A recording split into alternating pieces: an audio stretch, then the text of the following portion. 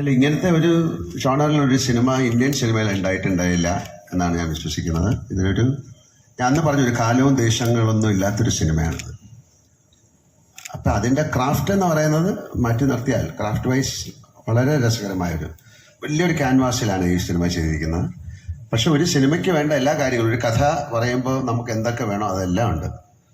അതിൽ പ്രേമമുണ്ട്, പ്രണയമുണ്ട്, വിരഹമുണ്ട്, ദുഃഖമുണ്ട്, സന്തോഷമുണ്ട്, പ്രതികാരമുണ്ട്, അസൂയയുണ്ട്, അങ്ങനെയുള്ള ഹ്യൂമൻ ഇമോഷൻസ് മുഴുവനുള്ളൊരു സിനിമയാണ്. അതിനെ എങ്ങനെ പ്ലേസ് ചെയ്തിരിക്കുന്നു എന്നുള്ളതാണ്. അത് നമ്മൾ സാധാരണ കാണാത്തൊരു ടെറൈനിൽ. നമ്മളിപ്പം ഇത് കേരളത്തിൽ നടന്നൊരു കഥയാണോ എന്ന് ചോദിച്ചാലല്ല, ഇതെവിടെ നടന്നതാണെന്ന് നമുക്ക് പറയാൻ പറ്റില്ല. ഇന്ത്യയിൽ എവിടെയോ ഒരു സ്ഥലത്ത് അതിന് എത്ര പഴക്കമുള്ളൊരു സിനിമയാണെന്ന് കാലമാണെന്ന് നമുക്ക് പറയാൻ പറ്റില്ല. അതുകൊണ്ടാണ് കാലദേശങ്ങളില്ല എന്ന് പറയുന്നത്. അപ്പോൾ അതിലുപയോഗിച്ചിരിക്കുന്ന അതിൻ്റെ കോസ്റ്റ്യൂം ആയാലും അതിൻ്റെ ഭാഷയായാലും അതിലെ ഗാനങ്ങളായാലും അതൊരു കഥ പറയുന്ന രീതിയാണ്. അപ്പോൾ അതൊരു വലിയ ക്യാൻവാസിലാണ് ഏറ്റവും മനോഹരമായിട്ട് ഷൂട്ട് ചെയ്തിരിക്കുന്ന സിനിമ എന്ന് ഞാൻ പറയുന്നു. കാര്യം അതിൻ്റെ ക്യാമറ വർക്ക് ഈസ് സൂപ്പർ, അതിൻ്റെ മ്യൂസിക് ഈസ് സൂപ്പർ. അങ്ങനെയല്ല, ഒരു സിനിമ നന്നാകണമെങ്കിൽ അതിലെല്ലാവരും നന്നായിട്ട് അഭിനയിക്കണം, അതിൻ്റെ ക്യാമറ നന്നായിരിക്കണം, പാട്ട് നന്നായിരിക്കണം, ലൊക്കേഷൻ നന്നായി, ഒരുപാട് ഫാക്ടറുണ്ട്. അതിലുപരി അതിനൊരു ഭാഗ്യവും വേണം. ആ ഭാഗ്യത്തിന് വേണ്ടിയിട്ടാണ് നമ്മൾ വെയിറ്റ് ചെയ്യുന്നത്. അല്ലാതെ സിനിമ എന്നുള്ള രീതിയിൽ എന്നെ സംബന്ധിച്ചിടത്തോളം ആസ് ആൻ ആക്ടർ എനിക്ക് വളരെയധികം സംതൃപ്തി തരുന്നൊരു സിനിമയാണ്. നമ്മൾ സാധാരണ ചെയ്യാത്ത സിനിമ എന്ന് പറഞ്ഞാൽ ബാക്കി എല്ലാം ഉണ്ട്, പക്ഷെ അതിനെ എങ്ങനെ ട്രീറ്റ് ചെയ്തിരിക്കുന്നു എന്നുള്ളതാണ് ഡിഫറെൻറ്റ്. അപ്പം ഇത് പല ഭാഷകളിലേക്ക് ഡബ് ചെയ്യുന്ന അവസരങ്ങളിലൊക്കെ അവിടുത്തെ ആൾക്കാർ പറഞ്ഞ കാര്യങ്ങളാണ് ഞാൻ പറയുന്നത്. അവരാരും ഇത്തരത്തിലൊരു സിനിമ കണ്ടിട്ടില്ല, ഇത് വളരെ ഡിഫറെൻ്റ് ആയിട്ടുള്ളൊരു സിനിമയാണ്. അപ്പോൾ എൻ്റെ അടുത്ത് ഈ കഥ പറയുന്ന സമയത്തും ഇതിങ്ങനെയാണ് ചെയ്യാൻ പോകുന്നത് പറയുന്ന സമയത്തൊക്കെ ഉള്ള ഒരു ആക്ടർ എന്നുള്ള രീതിയിൽ എൻ്റെ ഒരു എന്താണ് അതിലേക്ക് എടുത്തു ചാടിയത് അതുകൊണ്ടാണ്. പിന്നെ തീർച്ചയായിട്ടും ലിജോ എനിക്ക് എത്രയോ വർഷമായിട്ട് അറിയാവുന്നതാണ്. അദ്ദേഹത്തിൻ്റെ സിനിമകൾ ഞാൻ കണ്ടതാണ്. ഞങ്ങൾ ഇതിനു മുമ്പ് പല സിനിമകളെക്കുറിച്ച് ഡിസ്കസ് ചെയ്തതാണ്. പക്ഷേ ഇങ്ങനെ ഒരു കഥ വന്നപ്പോൾ തീർച്ചയായും ഷിബു അതാണ് കൂടുതൽ ഇനിഷ്യേറ്റീവ് എടുത്ത് അങ്ങനെ ഒരു കഥ വന്നപ്പോൾ ഇതിൻ്റെ അകത്തൊരു പോസിബിലിറ്റി ഉണ്ട്. ഒരു വലിയ ക്യാൻവാസിലേക്ക്, നമ്മൾ ചിന്തിച്ചതിനേക്കാളും വലിയ ക്യാൻവാസിലേക്ക് ആ ചിത്രം കൊണ്ടുപോകേണ്ടി വന്നു. കാര്യം അത് നമ്മൾ ഓരോ ഷൂട്ട് ചെയ്തപ്പോൾ അത്തരത്തിലാണ്. അതിൽ ഉപയോഗിച്ചിരിക്കുന്ന ടെക്നിക്സ് ഒക്കെ അങ്ങനെയാണ്. ഇനി 25-ാം തീയതിയാണ് ഈ സിനിമ റിലീസാകുന്നത്. അതിന് ഭാഗ്യം ഉണ്ടാകട്ടെ. ആ ഭാഗ്യം കൂടെയാണ് ആ സിനിമയ്ക്ക് ഇനിയും വേണ്ടത്. ഇൻട്രഡക്ഷൻ എന്ന് പറയുന്നത് ആ സിനിമയിൽ ഒരാളെ കാണാൻ കാത്തിരിക്കുമ്പോൾ അയാളെ പ്രസന്റ് ചെയ്യുന്ന ഒരു ത്രില്ലാണ്, അതൊരു സ്കില്ലാണ്. ആ സ്കിൽ ഈ സിനിമയിൽ ഉണ്ടായിരിക്കാം. ഇനി കണ്ടിട്ടേ പറയാൻ പറ്റുള്ളൂ. ഇനി മോൻ വരച്ചില്ല എന്ന് പറഞ്ഞിട്ട് എൻ്റെ അടുത്ത് വന്ന് പറയാനുണ്ടായി. ലിജി ചേട്ടാ, ഇപ്പം മലൈക്കോട്ടെ വാലിബൻ ആരാണ് അയാൾ? സിനിമ കണ്ടത് ഇപ്പം നമുക്കറിയാം, നൻപകൽ നേരത്ത് മയക്കത്തില് മമ്മൂട്ടി എന്നൊരു ആക്ടറിനെ എക്സ്പ്ലോർ ചെയ്യുന്ന ഒരു ചിത്രമായിരുന്നു നമ്മൾ കണ്ടത്. ഇപ്പൊ നേരെ മറിച്ച് മോഹൻലാൽ എന്നൊരു നടനുമായി ഒരു താരമായി എത്താൻ നേരത്ത് ഒരേ സമയത്ത് മോഹൻലാൽ എന്നൊരു നടനെയും താരത്തെയും ഒരേ ടൈമിൽ തന്നെ യൂസ് ചെയ്യുന്ന ഒരു ചിത്രമായിരിക്കുമോ മലൈക്കോട്ടെ വാലിബൻ? ആ ഒരു കഥാപാത്രമായിട്ട് ലാലേട്ടനെ ഏറ്റവും പെർഫെക്റ്റ് ആയിട്ട് ബ്ലെൻഡ് ചെയ്യാനാണ് നമ്മൾ ശ്രമിച്ചിട്ടുള്ളത്. അല്ലാതെ ഇത്തരത്തിലുള്ള കാര്യങ്ങൾ യൂസ് ചെയ്തോ എന്ന് ചോദിച്ചാൽ എനിക്ക് അതിനൊരു മറുപടി പറയാൻ പറ്റില്ല. പക്ഷെ ആ കഥാപാത്രമായിട്ട് ക്യാമറയ്ക്ക് മുൻപിൽ ലാലേട്ടൻ വന്നു കഴിഞ്ഞപ്പോൾ ആ കഥാപാത്രമായിട്ട് തന്നെയാണ് ഞങ്ങൾക്ക് എല്ലാവർക്കും തോന്നിയിരിക്കുന്നത്. അത് തന്നെയാണ് അതിന്റെ ആൻസർ. ഇപ്പം ടിനു ചേട്ടൻ സൂചിപ്പിച്ചിരുന്നു ലാലേട്ടന്റെ ഇൻട്രോ കാണാൻ നേരത്ത് എന്താണ് അദ്ദേഹം ആ ചിത്രത്തെ തിയേറ്ററിന്റെ പുറത്ത് നിന്നായിരിക്കും അത് ആസ്വദിക്കുക. കാരണം തിയേറ്റർ ഇങ്ങനെ കുലുങ്ങും, അത് കാണാൻ വേണ്ടിയാണെന്ന് പറഞ്ഞിരുന്നു. അപ്പം യഥാർത്ഥത്തിൽ ഈ മലൈക്കോട്ടെ വാലിബൻ തിയേറ്റർ ഇളക്കി മറിക്കുമോ? കുലുങ്ങണ കാര്യം അറിയാൻ പറ്റില്ല.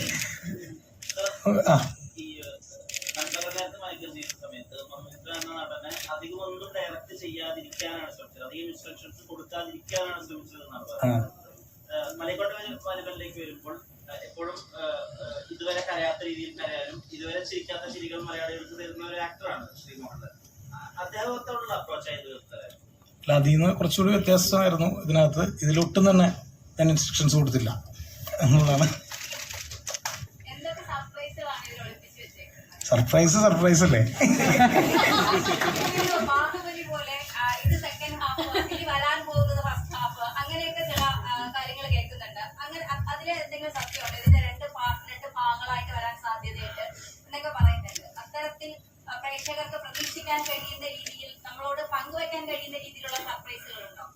നിലവിലില്ല.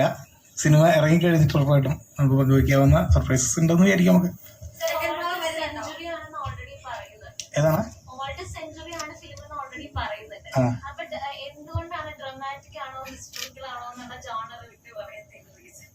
അല്ല, നമ്മള് ഈ ഓൾഡ് സെഞ്ചുറി ആണെന്ന് പറഞ്ഞിട്ടില്ല. ഇതൊരു എന്താണ്, നമ്മൾ കഥയാണ് പറയുന്നത്.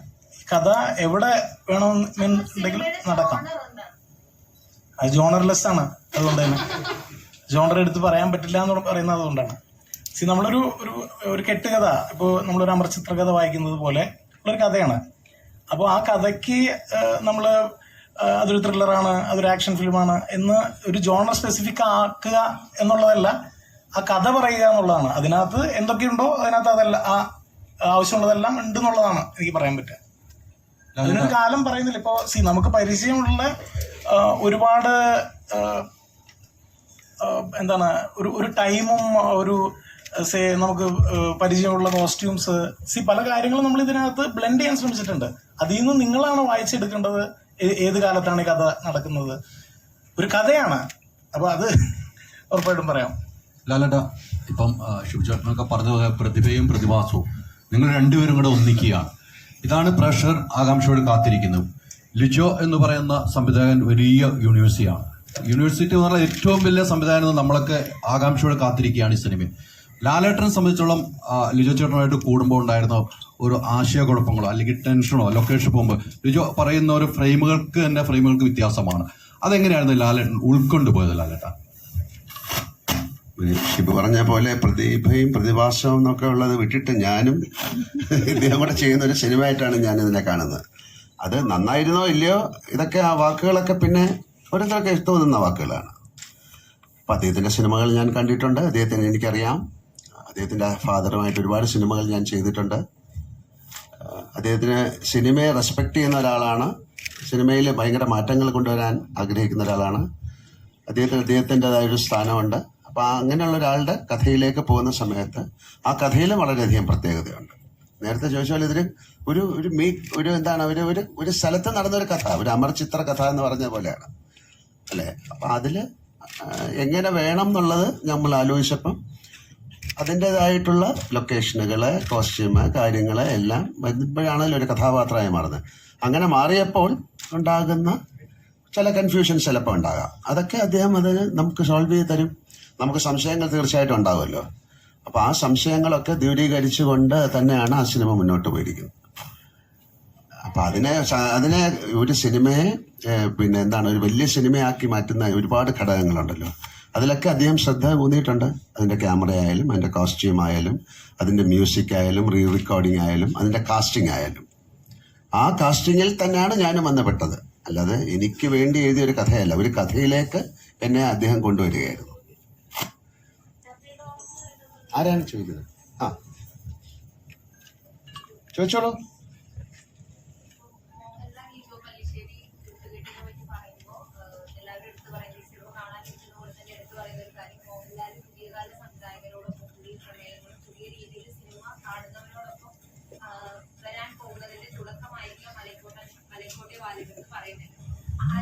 ഇത് പുതിയ കഥയല്ല, പഴയ കഥയാണ്. അല്ല, പുതിയ രീതിയിൽ സിനിമ സമീപിച്ച ഒരാളാണ് അദ്ദേഹം. അതിലേക്ക് നമ്മളും ബ്ലെൻഡായി എന്നുള്ളതാണ്. അങ്ങനെയൊന്നും പറയാൻ പറ്റില്ലല്ലോ. ഇപ്പൊ അടുത്ത സിനിമ ഇത് കഴിഞ്ഞിട്ട് വേറെ സിനിമ ചെയ്തിട്ട് നിങ്ങൾ പറഞ്ഞില്ലേ നിങ്ങൾ തുടക്കമാണ്. അങ്ങനെയല്ലല്ലോ. അങ്ങനെ ഒരു സിനിമ വന്നപ്പോൾ എനിക്കത് ചെയ്യാൻ പറ്റി. വളരെ ഡിഫറെൻ്റ് ആയിട്ടുള്ളൊരു സിനിമ വന്നു കഴിഞ്ഞാൽ ചെയ്യും. നമുക്കും കൂടെ താല്പര്യം വരണമല്ലോ. ഇപ്പൊ നമ്മളോട് പലരും ഒരു കഥ വന്ന് പറഞ്ഞിട്ട് അത് ഇഷ്ടമായില്ലെന്ന് പറഞ്ഞാൽ ദേഷ്യപ്പെട്ടിട്ട് കാര്യമില്ല. നമുക്കൂടെ ഇഷ്ടം. നമുക്കും തെറ്റുകൾ പറ്റാം. നമ്മൾ ചില തിരഞ്ഞെടുക്കുന്ന കഥകൾ ശരിയായിരുന്നില്ല. പക്ഷേ ചില കഥകൾ വളരെയധികം നമ്മളെ എക്സൈറ്റ്മെന്റ് ഉണ്ടാക്കും. അത്തരത്തിൽ എക്സൈറ്റ്മെന്റ് ഉണ്ടാക്കിയ ഒരു സിനിമയാണിത്. പിന്നെ അവിടെ ചെല്ലുമ്പോൾ ആ സിനിമ വീണ്ടും വളരെയധികം നന്നായിട്ട് ഗ്രോ ചെയ്യുമ്പോൾ നമ്മളും അതിലേക്ക് അറിഞ്ഞോ അറിയാതെയോ പെട്ടുപോവുകയാണ്. അപ്പം ആ ഒരു പെടൽ അത് വളരെ ബ്യൂട്ടിഫുൾ ആയിരുന്നു. അപ്പം അതുകൊണ്ടൊരു നല്ല സിനിമയാവും. അതുകൊണ്ട് ഇനി വരുന്നതെല്ലാം മറ്റേ മലൈക്കോട്ടെ വാലിബൻ പോലെയുള്ള സിനിമയാണെന്ന് പറയാൻ പറ്റില്ല. ആസ് ആൻ ആക്ടർ എനിക്ക് കഥാപാത്രങ്ങൾ കിട്ടുക എന്ന് പറയുന്ന ഒരു ഭാഗ്യമാണ്. അല്ല, ഞാൻ നാളെ എണീറ്റ് മലൈക്കോട്ടെ വാലിബൻ എന്നൊരു സിനിമ ചെയ്യണം എന്ന് ആഗ്രഹിച്ചാൽ പറ്റില്ലല്ലോ. It has to come to me. അതാണ് ആക്ടേഴ്സ് എന്ന് പറയുന്നത്. നമുക്ക് ചോയ്സ് ഒന്നുമില്ല. നമുക്ക് വരുന്നത് ചെയ്യണം. പക്ഷെ അതിൽ നമുക്ക് വളരെ നല്ല രസകരമായിട്ടുള്ള സിനിമകൾ വരിക എന്ന് പറയുന്ന ഒരു ആക്ടറിനെ സംബന്ധിച്ചിടത്തോളം ഭാഗ്യമാണ്. അപ്പോൾ ആ ഒരു ഭാഗ്യമായിട്ടാണ് ഞാൻ ഈ സിനിമയെ കാണുന്നത്.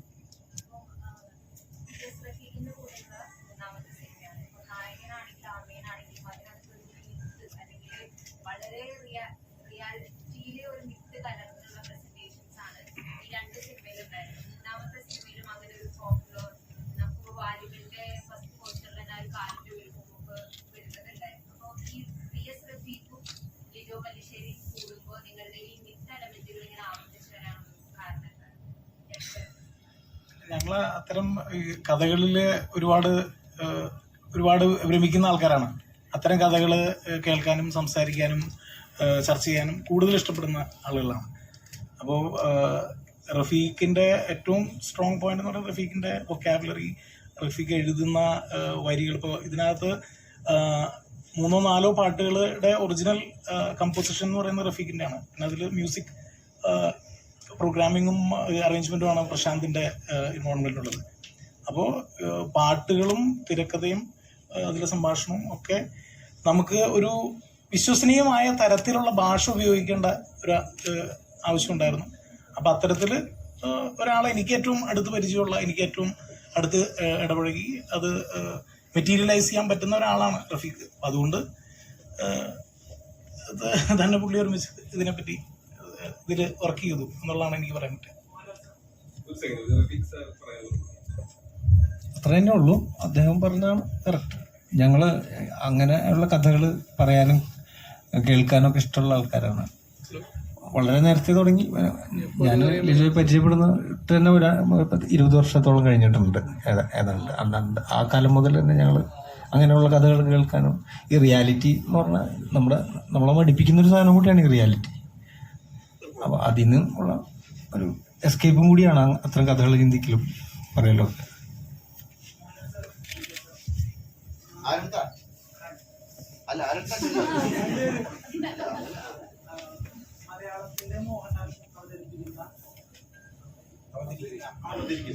മലയാളത്തിന്റെ മോഹൻലാൽ അവതരിപ്പിക്കുന്ന ലിജോ ജോസ് സിനിമ മലയപ്പോട്ടെ വാണിജ്യം കേൾക്കുമ്പോൾ തന്നെ അതൊരു പഞ്ചാണ്, രോമാഞ്ചം എന്നൊക്കെ പറയും. അപ്പോൾ ഇറ്റ്സെൽഫ് നിങ്ങൾ 2 പേരും 2 ബ്രാൻഡ് സെറ്റ് വെച്ചിട്ടുണ്ട് ത്രൂ ഔട്ട് ഈ കരിയറിൽ. അത് പ്രേക്ഷകർക്ക് കൊടുക്കുന്നത് ഒരു വലിയ ഹൈപ്പാണ്. സോ പോസ്റ്ററിലും ആ ഹൈപ്പ് ഹൈലൈറ്റ് ചെയ്തിട്ട് തന്നെയാണ് അണിയറ പ്രവർത്തകർ ചെയ്തിട്ടുണ്ടാവുക. അപ്പോൾ ഈ സിനിമയിൽ അണിയറ പ്രവർത്തകർക്കുള്ളൊരു വലിയ വിശ്വാസമാണ് ഈ ഹൈപ്പ് ഇറ്റ്സെൽഫ് ക്രിയേറ്റ് അവർ ചെയ്യുമ്പോൾ നമുക്ക് മനസ്സിലാവുന്നത്. ഇപ്പോൾ ഹൈപ്പ് ക്രിയേറ്റ് ചെയ്തിട്ട് വലിയ പ്രതീക്ഷകൾ വന്നിട്ട് പാടിപ്പോയ സിനിമകളിൽ പ്രേക്ഷകർ ഇത്ര ഹൈപ്പ് വിചാരിച്ചതാണ് പ്രശ്നം എന്നൊക്കെ പറഞ്ഞ് കുറ്റപ്പെടുത്തി കേട്ടിട്ടുണ്ട്. പക്ഷെ ഈ സിനിമയ്ക്ക് ഇത്ര ഹൈപ്പ് ഉണ്ട്. അപ്പൊ ഈ ഹൈപ്പിനെ എങ്ങനെയാണ് നോക്കി കാണുന്നത് എന്നുള്ളതാണ്. അതായത് ഇത് ഈ ഹൈപ്പ് എന്ന് പറയുന്ന ഒരു സംഗതി. അപ്പോൾ നമ്മൾ ഓരോ ഇപ്പോൾ ഒരു പോസ്റ്റർ ഇറക്കുന്നു അല്ലെങ്കിൽ ഒരു ടീസർ ഇറക്കുന്നു. അപ്പോൾ അതിൻ്റെ ചുറ്റുപാടും ഉണ്ടാവുന്ന ആ സിനിമയെ സംബന്ധിച്ച ചർച്ചകളും അതിനെക്കുറിച്ചുള്ള ഹൈപ്പുമാണ് നിങ്ങൾ സംസാരിക്കുന്നത്.